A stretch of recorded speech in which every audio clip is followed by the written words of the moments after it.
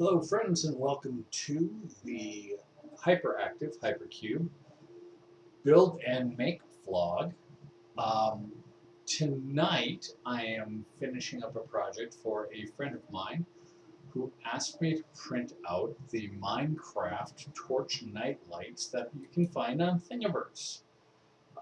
They wanted two of them, and so I've printed it in a translucent PLA for the heads, the tops of them, so that they can wire it up with LEDs. And currently I am using, I believe it's SparkMaker, black PLA to print out the base and the cleats that will go on the wall. You might notice that there's a little bit of a difference here.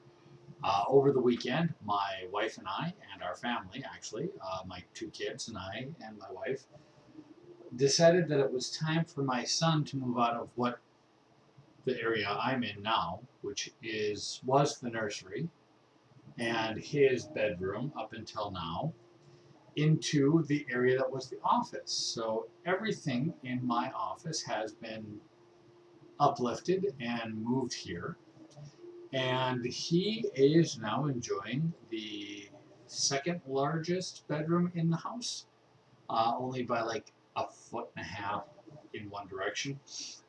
So his bedroom and my daughter's bedroom are now approximately the same size. And I've had to try to fit everything that was in that larger room into this smaller one, which has been a little bit of a challenge. So the hyperactive used to be down on the floor, and now you can see it's sitting there and it's chugging along, and you can kind of see the Mars right next to it on the desk behind my secondary computer. That's where it's going to live from now on. The monoprites is probably going to find a spot on the floor over here. We're not sure about that yet. I'm still trying to figure out the entire layout of this.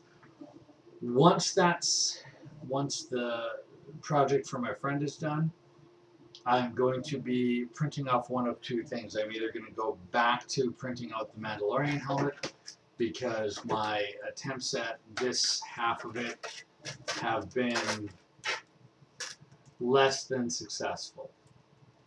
They've come out pretty good, but they've been unfortunately not the sizes that I've needed, so those two will be recycled. But the rest of it will be the attempt that I'm going to do is going to be the entire front part of the mask and then the entire back part. And the reason I can do that is because I ordered 4 new 500 millimeter length extrusions that have now taken the place of the sides of the hyperactive hypercube, which has allowed me to have a much larger area to print in. I'm either going to do that, or there is a gentleman who has been doing what he calls the Hypercube 300 version 2, and he has an excellent way of keeping the smooth steel rods and the rod with the threaded rod in perfect alignment. And I've modified his design a little bit to fit my much larger print volume than what he had. And so I'm thinking about printing that out next and making that modification to my hypercube so that I actually have hopefully less squeaking when it's moving up and down on the Z-axis. So if that goes well, then I'll of course switch back to doing the make for my different cosplay stuff. The Mandalorian helmet is the big thing. If the Mandalorian helmet goes well, the other thing I'm looking at is possibly other Star Wars, or there is a gentleman who's produced a articulated Iron Man helmet, and I've also found an Iron Man full body armor. And with that machine there, I could print it in less parts so that it would fit me. And that's something I might be doing in the near future. I'm still waiting on my friend Patrick. If you're out there, get me the measurements. To send me the measurements so I can make him his Jedi Temple Guard helmet that he wants. And there's a couple other things that I'm looking at printing for folks. Someone actually suggested that I do a Wonder Woman output. And unfortunately, no one that well, I can take that back. My wife doesn't want to do that.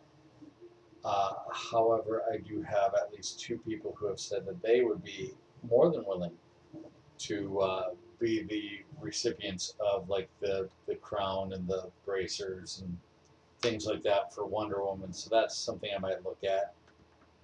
If you're interested in working with me on doing more armor stuff or things like that, please let me know.